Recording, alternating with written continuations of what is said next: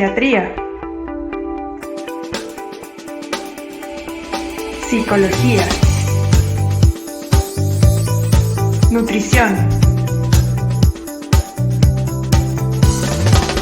neurología. Todo lo que quieres saber sobre salud mental, Carracci Online. Conectamos con tus emociones.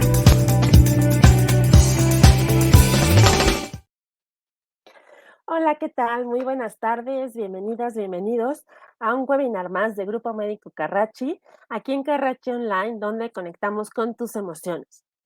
El día de hoy, 20 de abril de 2023, recuerden que nuestro webinar es el primer jueves de cada mes, pero en esta ocasión, por motivo de la Semana Santa, lo movimos un poquito. Y bueno, vamos a hablar de deseos de adelantar la muerte. Es un tema controvertido, pero que hay que tocarlo, ¿no? Para eso tenemos a un especialista que es muy querido por todos nosotros. Él es el doctor Oscar Rodríguez Mayoral. El doctor Rodríguez es licenciado en Medicina y Cirugía por la Universidad Autónoma de Oaxaca, es especialista en psiquiatría por la Universidad Nacional Autónoma de México, tiene una maestría en bioética por la Universidad Panamericana, también hizo el posgrado de alta especialidad en medicina sobre neurobiología de la esquizofrenia. Actualmente es médico psiquiatra en el Servicio de Cuidados Paliativos del Instituto Nacional de Cancerología aquí en México. También es investigador nacional del Sistema Nacional de Investigadores y es psiquiatra en Médica Sur y en Grupo Médico Carracci. Muchas gracias. Bienvenido, doctor Oscar. Hola, buenas tardes. Gracias por la invitación nuevamente. No, gracias a ti por estar con nosotros. Bueno, pues no hay como un consenso claro en esta definición de qué significa adelantar la muerte, ¿no? Siempre hay como de si es a lo mejor eutanasia, si es suicidio asistido, si es, no sé, hay muchas definiciones. ¿Nos podrías contar qué significa esto de adelantar la muerte? Fíjese que la historia es muy interesante cómo comienza este constructo. Empieza en los ochentas. En los ochentas, cuando la enfermedad por VIH, SIDA, en ese momento no había muchos tratamientos en ese momento para el VIH-Sida, entonces era una enfermedad que estaba avanzando prácticamente sin ningún tratamiento y muchísimas personas pues veían cómo a su alrededor iban pues falleciendo desgraciadamente por las complicaciones o por esta misma enfermedad que en ese momento pues no existía tratamiento como ahora lo tenemos, ¿no? En el cual la verdad es que ha cambiado de manera radical la, pues los tratamientos, la supervivencia y todo. Entonces, en ese momento se dieron cuenta que muchísimas personas que padecían VIH-Sida empezaban a desear que el proceso de enfermedad, ¿sí? Y todo lo que conllevaba, empezaban a desear y a buscar también, pues, adelantar este proceso. Esto poco tiempo después, eso se hace en Estados Unidos, en Nueva York, ¿no? Esta observación tan importante, y después empiezan a darse cuenta que también la población con diagnóstico, las personas con diagnóstico de cáncer, sobre todo cáncer avanzado, ¿no? Que también los tratamientos en ese momento, pues hace 30 años, eran completamente diferentes a lo que tenemos ahora, también empezaron a tener este tipo de pensamientos. Estos últimos 30 años ha evolucionado. Hasta hace poco, hasta hace unos años, se juntaron una serie de expertos, principalmente de Europa, de Estados Unidos y Canadá, pues para definir un poco, acercarnos un poquito a este término, ¿no? Ellos lo definieron como el fenómeno que se presenta como una consecuencia del sufrimiento generado por una enfermedad amenazante para la vida, ¿sí? Ok. Inicialmente era VIH-Sida, cáncer, pero ahora tenemos otras enfermedades también, ¿sí? Es más, lo vivimos un poco también con el COVID. Sí, Entonces, y es interesantísimo. Y como bien dijiste, Nuria, es un tema controversial, es un tema que ha tocado pues distintos, pero es importante hablar de él, ¿no? Es importante porque el que sea controversial no significa que no exista y que no haya claro. personas que lo padezcan. Entonces, este sufrimiento, ¿sí? Es generado por una enfermedad que amenaza la vida, ¿sí? Y para lo cual la persona que sufre esa enfermedad no encuentra otra solución más que la muerte para poder mitigar ese sufrimiento, ¿sí? Esto, el consenso de expertos que intentó acercarse un poco a una definición que todavía sigue evolucionando, em, sugieren que debe de diferenciarse, por ejemplo, de la aceptación del proceso de enfermedad, de ciertas enfermedades que desgraciadamente pues no tienen un retorno, ¿no? En cuanto a su evolución. Y eh, este constructo de adelantar la muerte cada vez es un poco más amplio y va abarcando diferentes fenómenos. Ujú. De ellos, pues bueno, uno de ellos es la conducta suicida, ¿no? La conducta suicida que en esta población pues también se presenta. Eh, la otra es la solicitud de muerte asistida. Ok.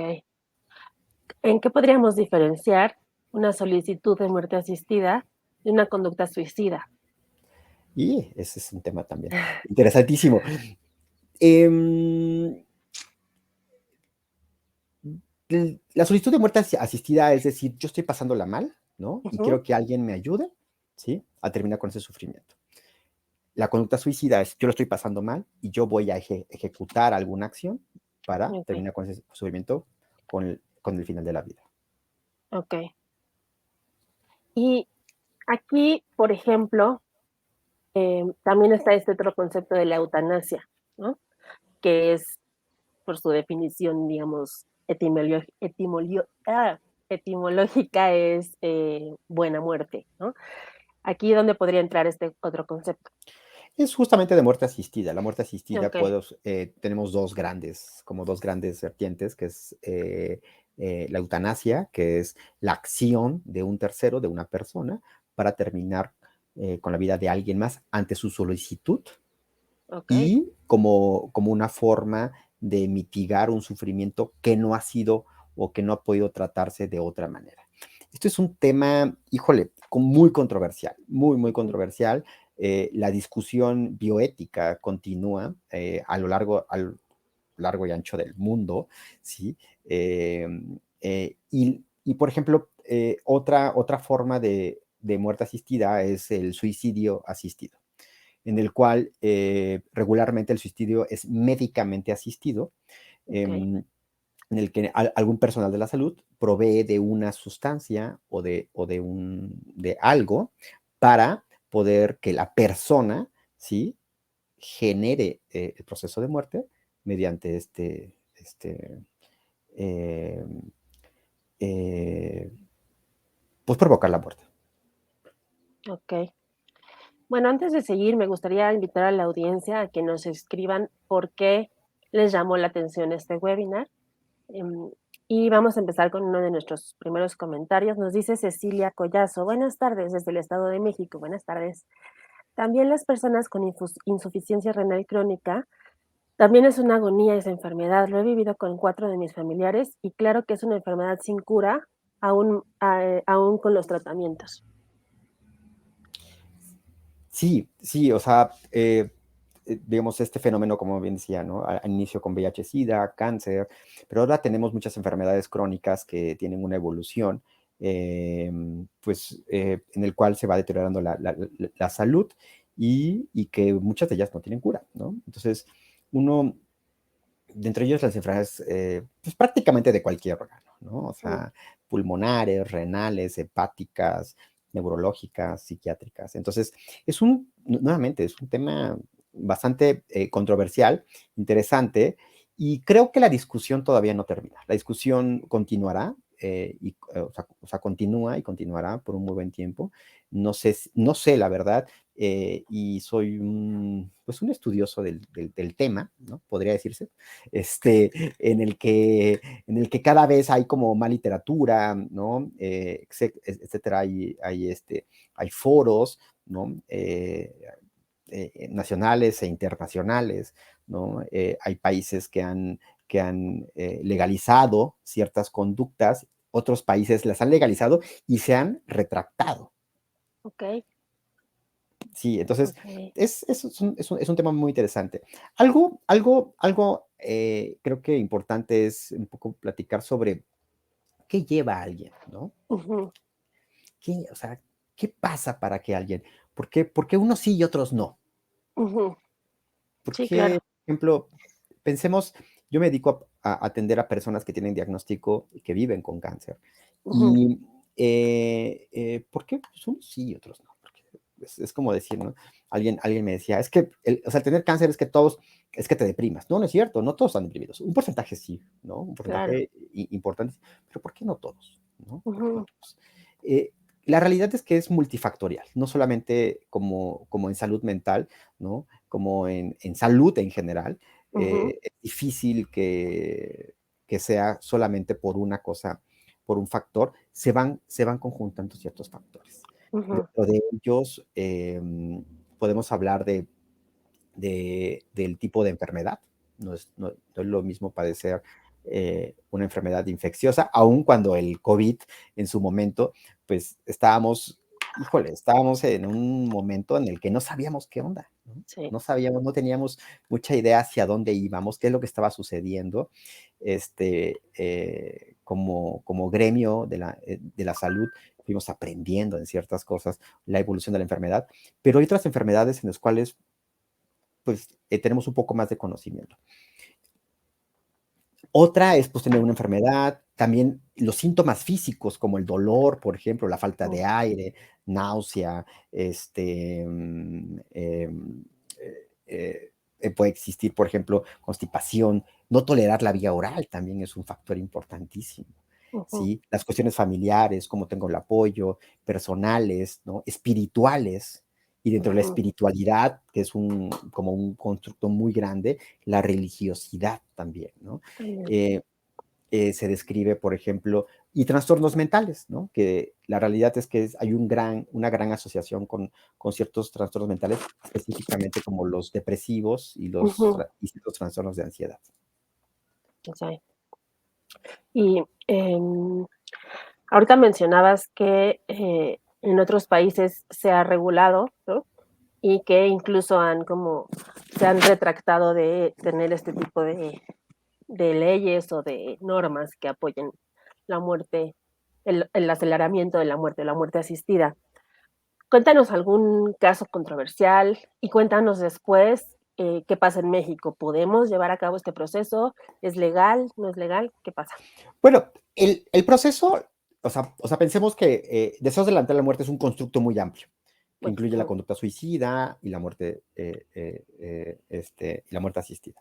ujú, En lo que les comentaba un poco sobre la muerte asistida, por ejemplo, hay países como Australia, en el cual legalizó la eutanasia, por ejemplo, ¿no? ujú, Y al poco tiempo se retractan y la quitan dentro de su legalización.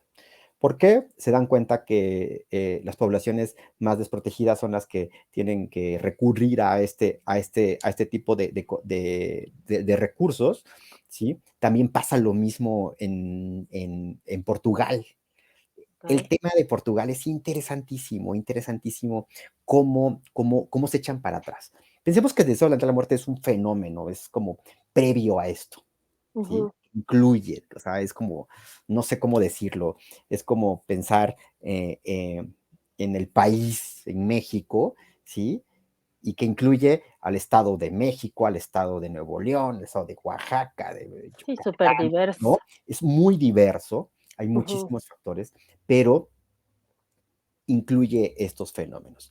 Específicamente, por ejemplo, Portugal es algo interesante en el cual a un grupo que yo pertenezco de la Sociedad Europea de Cuidados Paliativos, platicábamos se llama grupo de trabajo sobre ujú, este tema, platicamos un poco sobre el tema de Portugal, ¿no? El tema de ujú, Portugal es interesante porque ellos legalizan, es más, el partido gobernante es el que tiene mayor fuerza y legaliza justamente no estoy tan seguro, pero me parece que eutanasia. okey, Em, y después de poco tiempo, prácticamente 18 meses, se dan cuenta que la población con menos recursos son las que están solicitando ese, esa, pues ese procedimiento. ¿No? Y se dan cuenta que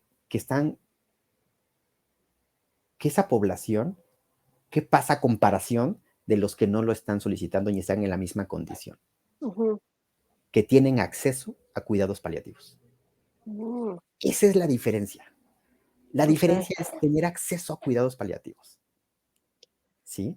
Entonces agarran y dicen, no, estamos, en lugar de proteger a la población para la cual estamos nosotros como gobierno, ¿sí? A los más desprotegidos, con menos recursos, etcétera, estamos dándole una salida y estamos olvidando esa parte donde tenemos que protegerlos. ¿Cómo tenemos nosotros que atenderlos? Sí, que es Dan un paso fundamental. para atrás y dicen, primero necesitamos fortalecer nuestros cuidados paliativos, necesitamos atender a esta población, tener acceso a medicamentos como los opioides, a salud mental, ¿sí? Empieza a haber un boom. Ahí el doctor Juliao es uno de los grandes promotores de los cuidados paliativos y de la salud mental dentro de Portugal. Él está en la Universidad de Lisboa y dan un paso para atrás y dicen, no, nuestra política tiene que cambiar, ¿sí? Obviamente no, solamente es un pedacito de lo que es desear adelantar la muerte, ¿no? Pero esos pues son ejemplos muy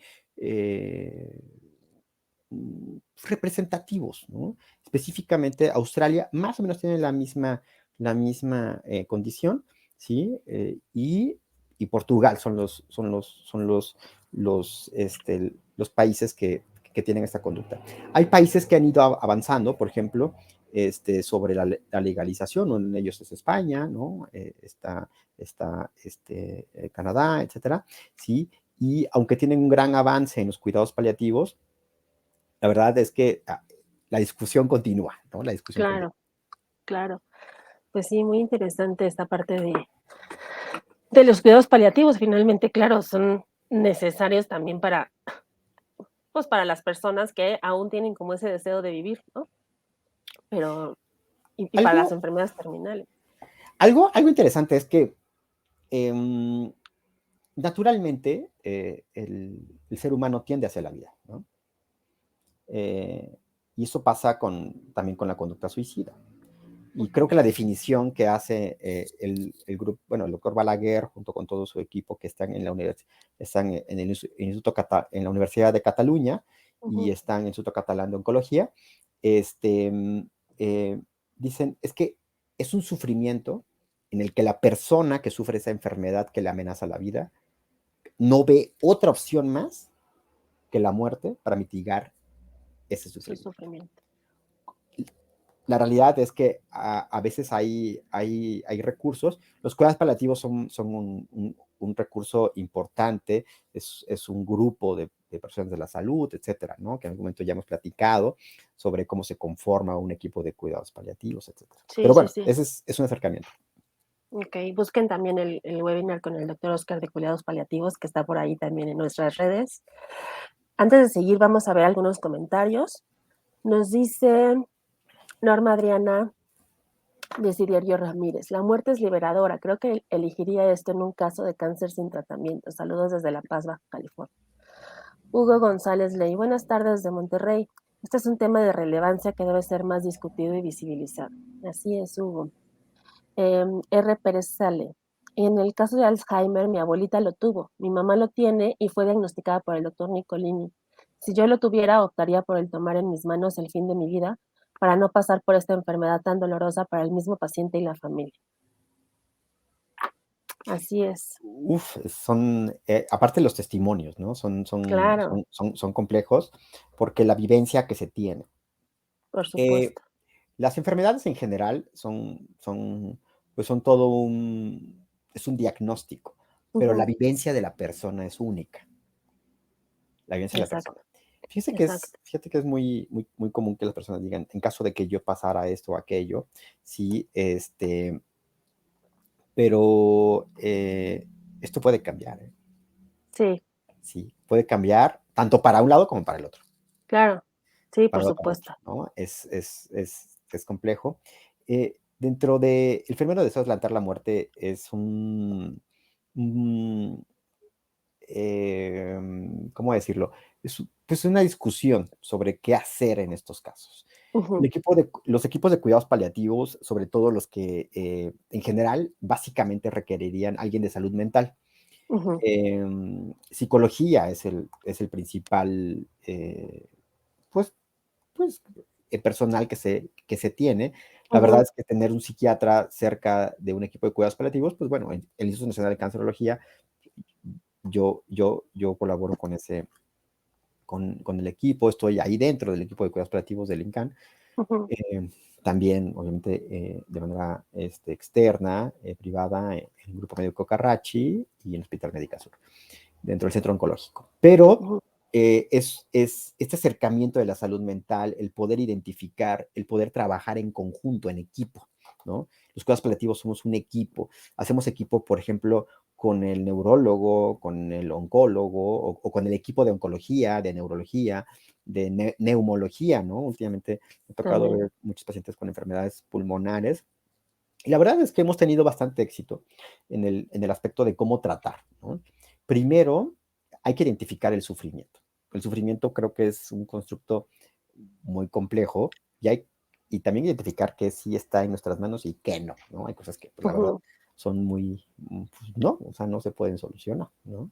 ujú, Y poder es como echarnos un clavado, dice la doctora Silvia Allende, tenemos que echarnos un clavado dentro de esa persona, saber cómo está viviendo, qué es lo que está viviendo, qué es lo que está pensando, ¿sí? También controlar los síntomas físicos son importantísimos. Hablábamos del dolor, ujú. ¿sí? Pero hay otros abajo del dolor, ¿no? La fatiga, por ejemplo. La fatiga Sí, es un síntoma muy frecuente. Y las cuestiones familiares, también esta parte de cómo hacer la cuestión de la familia, cómo intervenir, ¿no? En esta cuestión de la familia es importantísima. también. Porque además es un sufrimiento, o sea, es una parte es el sufrimiento del paciente que quiere adelantar su muerte, que ya es un sufrimiento, pues, muy fuerte, ¿no? Que le hace tomar esta última alternativa, digamos, que como si nosotros no estamos en esa posición, muchas veces no la entendemos, ¿no? Pero otro también es cómo se sienten los familiares al ver que su familiar quiere dejar la vida, ¿no? O sea, quiere como que mucha gente me ha pasado también que son como más egoístas, ¿no? De no, ¿cómo crees que te vas a morir? Pero claro, no podemos ver cómo está viviendo el otro su sufrimiento, ¿no? Sí, sí, sí es un tema complejo en el aspecto de cómo cada quien lo vive. Y Claro. aquí es importante como identificar cuáles son las vivencias de cada persona, qué representa cada vivencia, ¿cómo decirlo? Mm, eh, ¿Qué es lo que está pensando y viviendo cada uno, ¿no? La Ujú, persona que tiene el diagnóstico, pero también su entorno. Entonces, claro. hay que alinear. A veces hay cosas que simplemente no se han dicho, Sí. temores, miedos, ¿no? Y a veces Ujú, el poder trabajar, ese trabajo en conjunto dentro de un equipo transdisciplinario, en donde tenemos una formación en común, en el caso de cuidados paliativos, ¿sí? ujú, De diferentes áreas, ¿no? Hay personas, o sea, por ejemplo, tengo compañeras y compañeros que son súper expertos en dolor, ujú. ¿no? Sí, y que saben aquí funcionan y inhiben nervios y cosas súper complejas para Ajá. mí.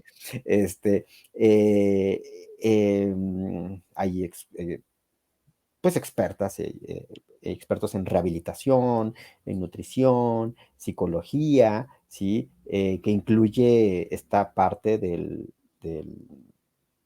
la tanatología. Muchas veces la pregunta es, Ujú, ¿hay tanatólogos? Pues hay psicólogos y psicólogas y la tanatología pues está dentro de este campo del conocimiento que es la psicología. Entonces es un abordaje integral, ¿no? Muchas veces como psiquiatra tenemos estrategias tanto farmacológicas y psicoterapéuticas de abordaje, pero también de integración familiar, de atraer a la familia, decir, a ver qué está pasando, vamos a apoyarles en este aspecto, en aquello, a organizarlos, de cosas tan simples que al mismo tiempo son tan complejas como organizarse y saber qué hacer, ¿no? Cada quien, Sí. ¿no? O sea, ¿cómo vamos a organizarnos para atender a su familiar, a su ser querido, ¿no? ¿Cómo estás viviendo tú el sufrimiento, ¿no? ¿Qué quieren? ¿Qué quieren en conjunto? Y pues respetar también un poco el deseo de cada persona, pero siempre antes tratar de controlar lo más que se pueda los síntomas, eh, em, tanto físicos, psíquicos y también espirituales, ¿eh? Ok. Em, ¿qué se puede hacer en México? ¿Qué procesos asociados con la muerte están permitidos en nuestro país? En México no hay legislación específicamente ni para la muerte asistida, ¿no? Están Ok. prácticamente prohibidas, están en nuestra legislación. Ha habido diferentes intentos de legislarlo, la- pero la realidad es que em, todo el mundo me pregunta si estoy a favor o en contra. Este, es un tema bastante controversial, ¿no? Sí. No sé, se escucha muy raro, pero no soy ni a favor ni en contra. O sea, soy un gran expectante todavía. No puedo tener, obviamente, día a día, digo, o sea, convivo con personas que tienen enfermedades, específicamente como el cáncer, lo más común, Ujú, ujú. pero em, la gran mayoría em, hay muchísimas cosas que podemos hacer, ¿no? Podemos controlar síntomas físicos que están condicionando, algunos afectivos, etcétera. Pero o sea, sí hay casos en el cual, pues son mucho más complejos, ¿no? México todavía no está alineado, creo que estamos todavía en un vacío, en una dificultad, desde que tenemos, pues dificultades hasta para acceso a fármacos, ¿no? O sea, eso es un tema, ¿no? Hay ciertos fármacos que como para el dolor, ¿no? Ujú. El dolor hay algo que se llama, es un término bien interesante, que se llama índice de calidad de muerte, Ok. ¿no? Así como tenemos calidad de vida, Sí, también es como la muerte digna, ¿no? O como el, muerte. o- Sí, esto de muerte digna es como si, sí, o sea, no sé, los invito a que o sea, cada quien se pregunte para cada uno de ustedes, ¿qué es dignidad? sí, ¿No? Es un sí, constructo sí. bien complejo, bien difícil, que lo utilizamos constantemente, ¿no? Es que me trataron indignamente, me dijeron que no era digno, o sea, no sé, muchas cosas, Sí, ¿no? sí, sí. Pero la verdad es que es algo muy intrínseco, es una vivencia única, es algo, sí, obviamente hay ciertos conceptos que se alinean más o menos a lo que podemos tener la gran mayoría de las personas, en el que eh, eh, nos, pero tener así como un concepto unificado, hasta culturalmente, pues es muy difícil, ¿no? Entonces la muerte digna es un término, pero sí hay un índice, un grupo en Inglaterra se llama el Grupo de Estudio de Economist, que es una institución, una revista, que hizo como el acceso a medicamentos, como para el dolor específicamente, acceso a opioides, ¿no? Por ejemplo, la cantidad de personas están especializadas en atención a pacientes que están con enfermedad grave y avanzada, específicamente cuidados paliativos, ¿sí? La atención en salud mental, etcétera. Hay diferentes factores que van influyendo en este constructo que se le llama calidad de muerte, ¿sí? Entonces, es algo que ha ido, es más, hasta hay un índice, ¿no? Y nosotros estamos, o sea, están rankeados los países que tienen mejor índice de calidad de muerte con los países que tenemos menos calidad de muerte. Calidad.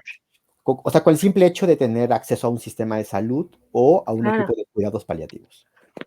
Sí, eso es súper importante, ¿no? Oye, déjame leer un comentario. Diana Martínez, es momento de exigir un protocolo médico y de asistencia social y legal como en Suiza. Las encuestas arrojan que los mexicanos estamos familiarizados con la muerte. Es un estigma del Estado privar del derecho sobre el cuerpo cuando el dolor ya es insoportable o la enfermedad ya está a punto de insostenibilidad para el paciente. Es un error y una crueldad que el Estado ni responda a asistencia médica ni económica ni legal. Se debe permitir la muerte asistida. Soy psicóloga y sé diferenciar la depresión del dolor crónico insoportable para el paciente. Falta protocolo de acompañamiento y protocolos de responsabilidad médica y legal. Que estudien bien cómo se hace en Suiza, a ver si entienden que hay personas que prefieren descansar en paz más que vivir con dolor. Y en Suiza ni siquiera festejan cada año el Día de Muertos. Híjole, qué complejo, ¿no? Sí, o sea, fíjese que esto de pensar que la cultura mexicana estamos muy acercados a la muerte y que la aceptamos y que la festejamos, etcétera, y hay estudios en los que no nos hablan sobre eso. Hay algo que, por ejemplo, un término que se llama voluntad anticipada. Ujú, También se llama directrices anticipadas. Es como ok. decir, no sé, me acuerdo mucho de mi abuelo, ¿no? Que decía, pues bueno, cuando yo fallezca, vamos y tenía pagado todo y quería que se enterrara en tal lugar, iban y compraban su panteón, su lugar en el panteón, Ajá. etcétera, ¿no? Pero eso, ¿qué tan común es? ¿No? El pensar en que soy finito y que me estoy preparando para ese proceso, ¿no? ¿Cómo estoy Ujú, preparando a mi familia? ¿Cómo estoy preparando eso?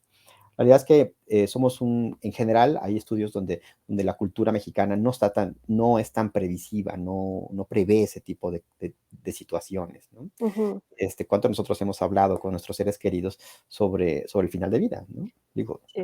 yo en este momento, pues bueno, no, no lo, aun cuando me dedico a esto, lo platico y digo, me gustaría esto, aquello, ¿no? Este, pero la voluntad anticipada o las directrices anticipadas hablan sobre qué quiero yo si me sucede o pasa ese tipo de cosas.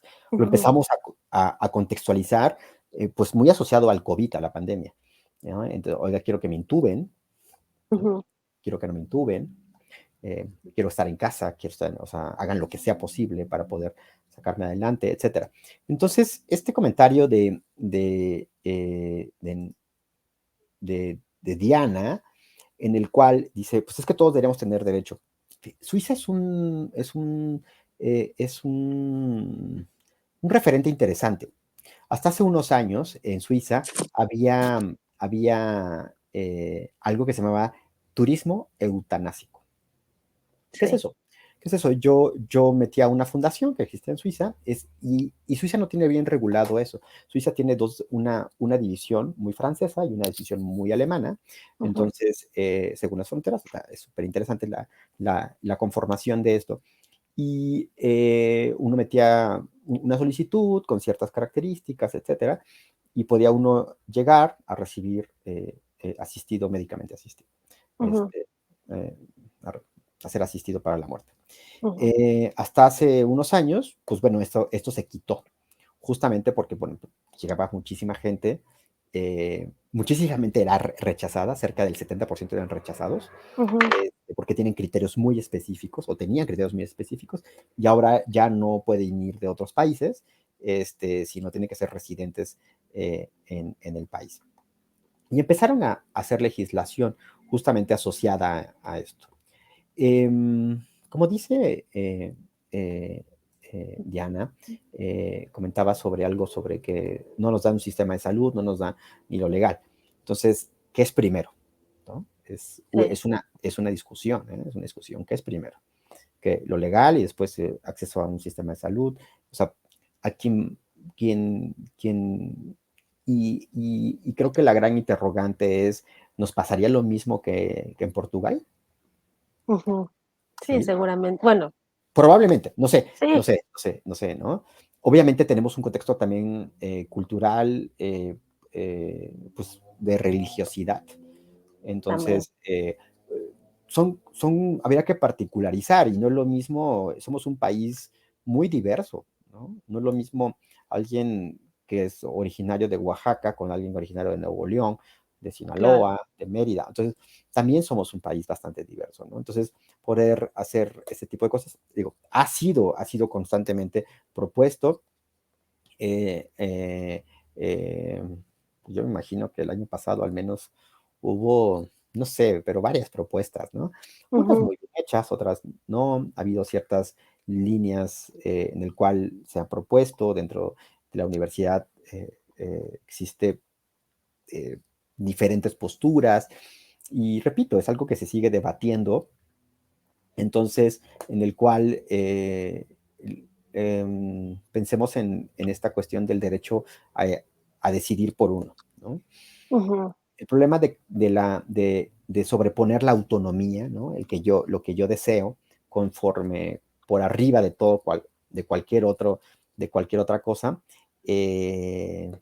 nos pone en una cuestión un poco personalista, individualista, en el que, a veces olvidamos que vivimos en una comunidad. Claro. Entonces, en el bien común, ¿no?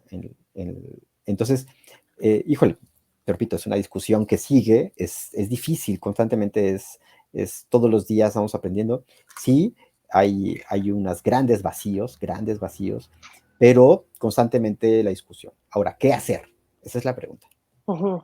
¿no? ¿Qué hacer para esto? ¿Qué hacer? Entonces, sí hay un vacío, pero al mismo tiempo necesitamos tener ciertas certezas. Dentro de ellas es,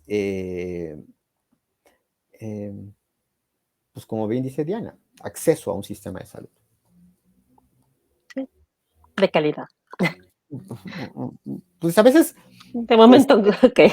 sí, o sea, es tener acceso al sistema de salud, en el cual, por ejemplo, uno de los países con más desarrollo en cuidados paliativos es Chile, Costa Rica, Colombia. Colombia creo que es pues un ejemplo interesante sobre el sistema de salud, los cuidados paliativos, etcétera. Chile, claro, cuando una vez estábamos en una conversación, en un congreso, Ujú. y hablaban sobre Chile, ¿no? Y digo, pues es que Chile tiene 5,5 millones de habitantes, ¿no? Aunque es un país muy, pero muy largo, Muy ¿no? largo, sí. Con una orografía bastante accidentada, con cuestiones culturales, pero han tenido un sistema de salud bastante exitoso, este, en el cual para 5 millones de habitantes tienen cerca de 300 equipos de cuidados paliativos. Nosotros para, Guau. 100, nosotros para 130 millones debemos tener como 250. Uf, sí. Así, sí, sí, sí. Sí, sí, es Entonces, algo ya cultural también, ¿no? sí, sí, o sea, y le han apostado, ¿no? A otras cosas. Costa Rica dicen que es la Suiza americana, ¿no? Ujú. Porque después de la Segunda Guerra Mundial ellos eh, pues elimina el ejército y todo ese recurso se destina hacia educación y salud.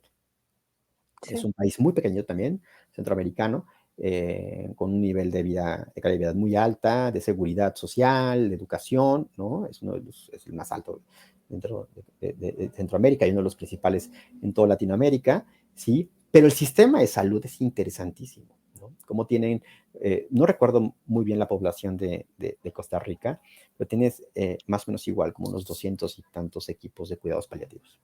guau. Y es una población que yo creo que debe tener la población tal vez no Sí, sé, de Nuevo Coahuila. León, Sí, ¿no? Sí, o sea, es pequeña. Entonces, obviamente hay muchísimas cosas que hacer. Nosotros pues, un poco nos dedicamos a hacer investigación, nos dedicamos a formar personal para la salud, que la intención es que pues vayan a todo el país, ¿no? Tenemos gente ahora sí que desde Tijuana hasta Yucatán, egresados del instituto, del servicio, pero también ujú. en otros países, en Bolivia, Honduras, en Ecuador, ¿dónde más? Nicaragua, varios países, ¿no? Tenemos gente formada donde están justamente estas semillas de los cuidados paliativos y empezar, o sea, porque esto, aparte es como que el tiempo nos está comiendo, o sea, las necesidades de la población son tan Cada vez. grandes. Sí, Como un doctor decía, ojalá y el día que yo necesite cuidados paliativos haya un equipo bien conformado cerca de mí. claro, claro. Bueno, ¿cómo ahorita con el comentario que mencionaba Diana, aprovechando que te dedicas a los cuidados paliativos, pero que eres psiquiatra, ¿no? ¿cómo detectamos o cómo diferenciamos a una persona que tiene el deseo de adelantar su muerte por todo esto que ya hemos comentado, del sufrimiento, de la amenaza a su propia vida con alguna enfermedad terminal, etcétera, de una persona que tenga una condición de salud mental que le haga pensar en el suicidio, ¿no? O sea, evidentemente, como decíamos, las personas con una enfermedad terminal como el cáncer, pues se deprimen, ¿no? Pero no todas las personas que quieren tener este deseo de morir antes están deprimidas. ¿Cómo podemos diferenciar si es algo por una condición de salud mental o si es algo ya por la condición de salud física, digamos? Si Eh, es que se puede. no, sí se puede, ¿no? El gran común, o sea, te puedo decir que cerca del 80% de las personas que tienen deseos de adelantar la muerte tienen un trastorno depresivo mayor. Ok. O sea, es el común, ¿no? Eso está reportado en la literatura y lo que hemos reportado nosotros, lo que tenemos, es bastante frecuente. Aquí lo interesante es qué los lleva a, Ok. ¿sí? Porque muchas veces la visualización es el fenómeno, deseo de adelantar la muerte, solicitud de eutanasia, de suicidio médicamente asistido, etcétera. Espérate, yo les digo, espérate, a ver, ¿qué pasa antes? Tenemos que dar un paso atrás, Ujú. ¿sí? Yo no soy, vamos, por muchas razones, este fenómeno es importante, pero tenemos que echarle un clavado a lo que está sucediendo atrás de esto. Muchas veces, pues un trastorno depresivo mayor, claro, claro, ¿sí? A veces, fíjate, Nuria, que es súper interesante eh, y a veces un poco preocupante, eh, que los trastornos depresivos de, esta, de muchísima población, ¿no? No son asociados ni siquiera al diagnóstico del que quieras. Viene desde Sí, antes, ¿eh? desde antes, claro. Desde antes, ¿sí? El promedio de tener un primer episodio depresivo en México, bueno, casi en el mundo, es más o menos entre los veintitantos años, 25 años más o menos, Ujú. ¿sí? Por ahí, más o menos, ¿sí? Muchas veces estas personas que tienen un episodio depresivo, por lo que quieran, ¿no? Por una pérdida, por lo que sea, no son tratados adecuadamente. Entonces, los siguientes episodios depresivos que se presenten, a veces requieren estresores importantes, pero muchas veces ya no. Sí, Y se vuelve como una bola de nieve. Entonces, sí es bastante frecuente que este fenómeno de desadelantar la muerte esté junto con un episodio depresivo, ¿sí? Y a veces otras cosas. claro. Algo interesante también es algo que se llama, eh, por ejemplo, la dignidad percibida, ¿no? Cómo Ujú, yo me percibo, y por eso yo les decía, les preguntaba un poco sobre, cada quien pregunte, para mí, ¿qué es la dignidad? ujú, ¿Y qué afecta mi dignidad? ujú. ¿Sí? Entonces, hace unos años, el doctor Chochinov, que es un profesor que se encuentra en Canadá, en Manitoba, hace un estudio en el cual evalúa qué afecta la dignidad de personas con un diagnóstico de cáncer avanzado. Ok, Y encuentra diferentes cosas, como, por ejemplo, la privacidad. La enfermedad ha disminuido mi privacidad, eh, mi funcionalidad, mi rol como papá, mamá, hermano, esposo, esposa, tío, lo que quiera, ¿no? Abuela, abuelo. Eh, y algo interesantísimo, yo tengo un estudio sobre esto, en el que identificamos con este constructo que se llama dignidad percibida del doctor Chochinov, eh, en el que uno de los factores más importantes es mi independencia, el que yo pueda valerme por mí mismo y hacer labores básicas, como ir al baño, comer, etcétera. Pero de los más importantes es ser una carga para los demás, ¿sí? Entonces, cuando yo interrogo esta parte, hay un instrumento que se llama el PDI, entonces le digo, oiga, aquí veo que de los principales que puntúan es ser una carga para los demás. eh, ¿Qué piensa? Es que mi familia está dejando de, pues de hacer lo que tenía, o sea, lo que yo creo, lo que estaba haciendo para poder atenderme, para poder cuidarme, para poder... Y yo le pregunto a los hijos, ¿no? A la hija, a la mamá, al tío, al sobrino, al amigo, a la amiga, ¿no? Oiga, ¿y usted qué piensa de eso? No, o sea, no ha sido fácil este reto, no ha sido nada sencillo, pero yo lo hago con todo el amor del mundo. Ha sido cansado, ha sido esto, ¿sí? Y nosotros también nos encargamos de identificar las necesidades de los cuidadores, ¿sí? Pero muchas veces las vivencias que tenemos, nosotros intentamos explorar todo esto. Y algo que dice Diana, yo viví con mi abuela y mi mamá, y si yo pasara esto, ¿sí? ¿Cuál es la vivencia de cada persona? ¿Qué es lo que está sucediendo dentro de cada quien? ¿Qué es lo que quiere? Claro, es individual, es único, ¿sí? Pero muchas veces hay que intentar poder mitigar esa parte, aclarar las cosas y decir, bueno, esto estoy viviendo por tal o cual razón. Pues bueno. Entonces, la dignidad como tal, nuevamente, este constructo complejo, tal vez definirla es difícil, pero sí sabemos que nos puede afectar. Claro. Sabemos que nos puede afectar, ¿no? Hay personas que me dicen, pues es que desde mi vida sexual, Claro. algo que comúnmente no exploramos. ¿Sí? Entonces, ¿por qué? Porque tenemos como un tabú, ¿no? Sí. Entonces, un tabú alrededor de este aspecto, y no, oiga, ¿cómo está viviendo su sexualidad? ¿No? Entonces, no, pues, ni por acá. Perfecto, o sea, no hay ni no, oiga, su pareja, no sé, o sea, ahí sí individualizamos. Pero hay que explorar todo lo que está sucediendo alrededor. eh, eh, Tenemos que ir explorando, y ese es el tratamiento. Poder explorarlo, ¿sí? Y poder ir tratando cada uno de esos puntos. ¿Cuáles son? Pues los más importantes, los físicos, por ejemplo, que a veces son a veces, pues no mis compañeras, sobre todo que son mujeres en el hospital, y me dirán, tal vez me dirán, ¿no? No es cierto. Son un poco más, pues se tratan farmacológicamente, con intervenciones, etcétera, ¿sí? Hay otros síntomas que son mucho más complejos, como la falta de aire, ¿sí? Y después pasamos a los emocionales, los espirituales, los familiares, los sociales. Sí. Vamos ir tratando cada uno de estos factores, y la verdad es que hemos tenido muy buen éxito en que esta vivencia mejore. Ok. Bueno, pues lamentablemente se nos está terminando el tiempo. Vamos a pasar a leer algunas preguntas del público. Elisa Moreira, estoy a favor de la muerte asistida, pero en México no está autorizada. ¿Qué podríamos hacer? Pues bueno, yo creo que la legislación, platicamos un poco sobre la legislación, todavía estamos bastante un poco lejos, se sigue haciendo la discusión.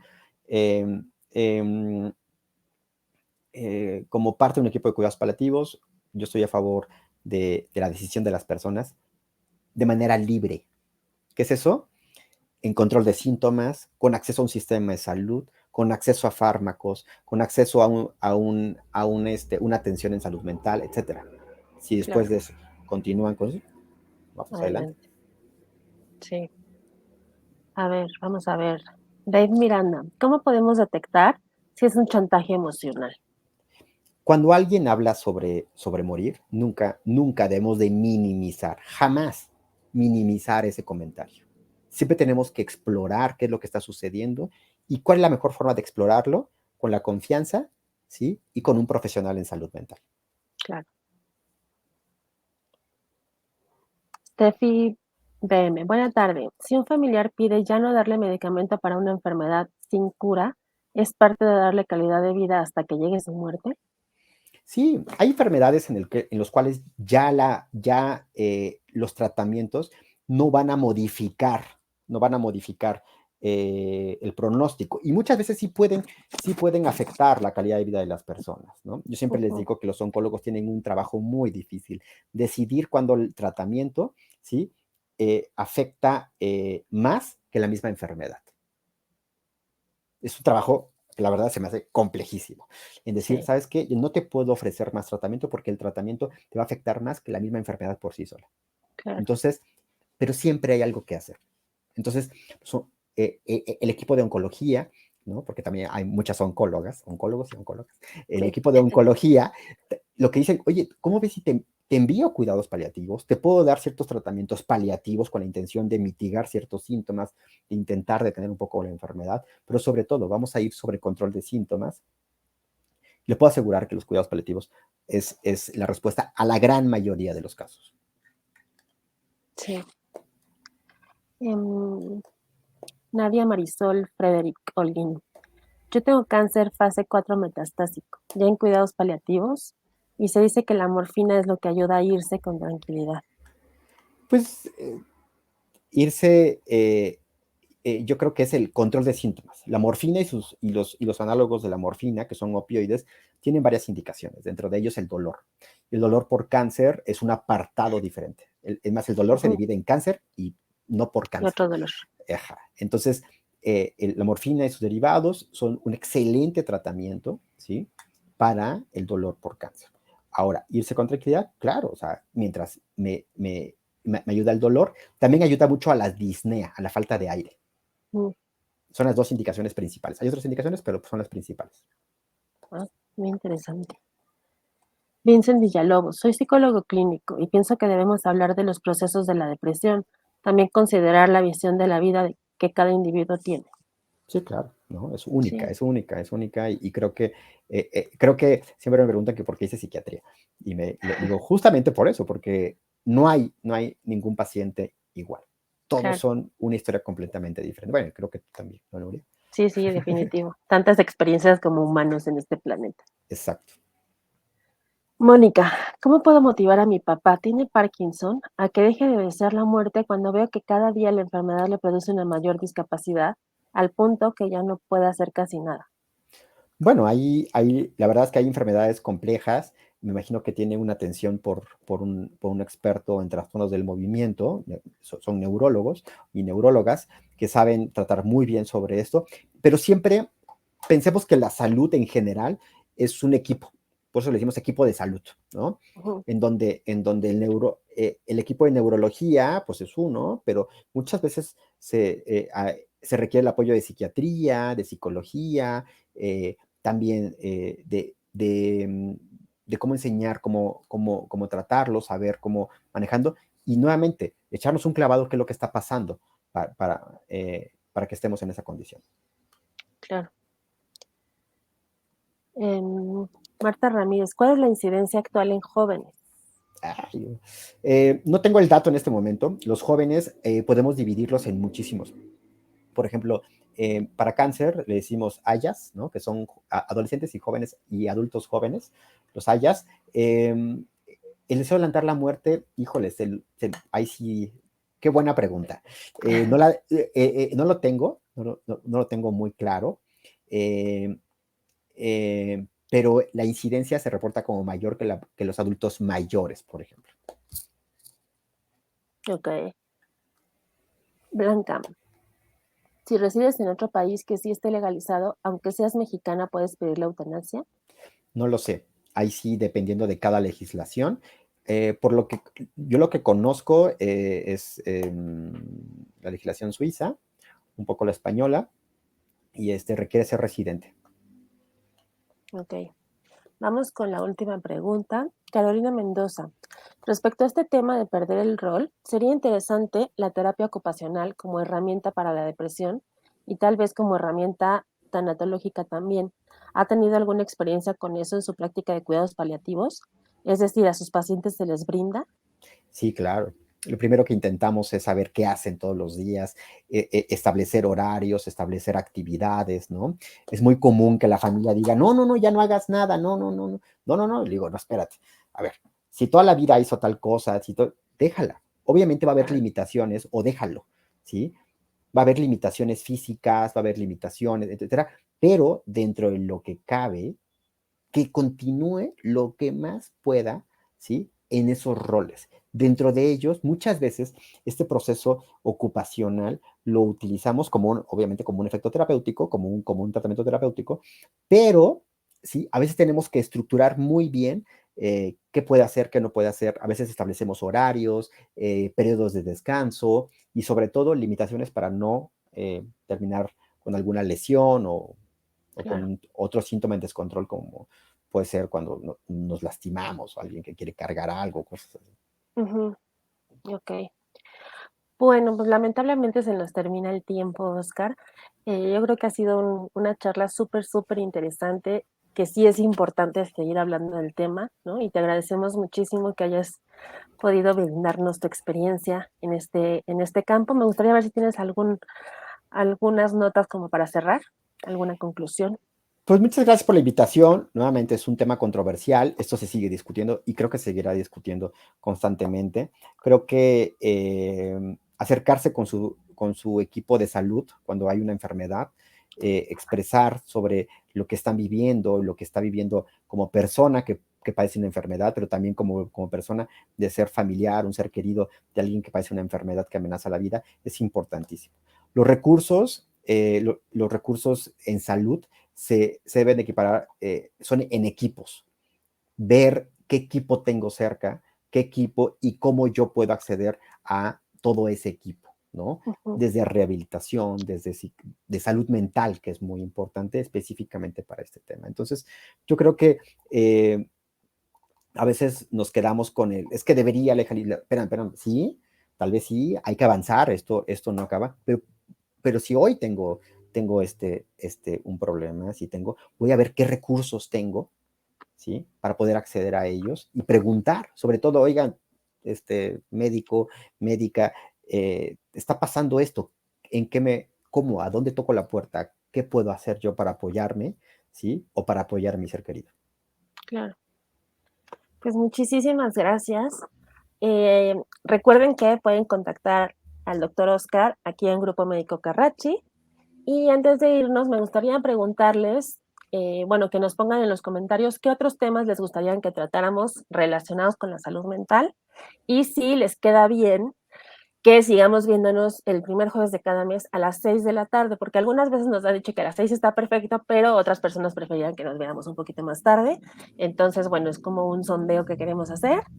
Y recuerden, bueno, el próximo webinar es el próximo jueves 4 de mayo y a las 6 de la tarde y será sobre mindfulness para combatir el TOC con la doctora Mayra Martínez Mayén. Y bueno, les recuerdo que nos pueden encontrar en la página web en www.gmc.org.mx, aquí en nuestra página de Facebook, Grupo Médico Carracci, en Instagram estamos como @gmcarracci, en Twitter como @carracci. Pueden ver este y todos los demás webinars que hemos tenido, varios con el doctor Oscar también, en nuestro canal de YouTube o aquí mismo en nuestra fanpage de Facebook, y comunicarse con nosotros al 55 56 11 30 28 en la Ciudad de México o enviarnos un mensajito por WhatsApp al 55 37 12 32 24. Muchísimas gracias y hasta la próxima.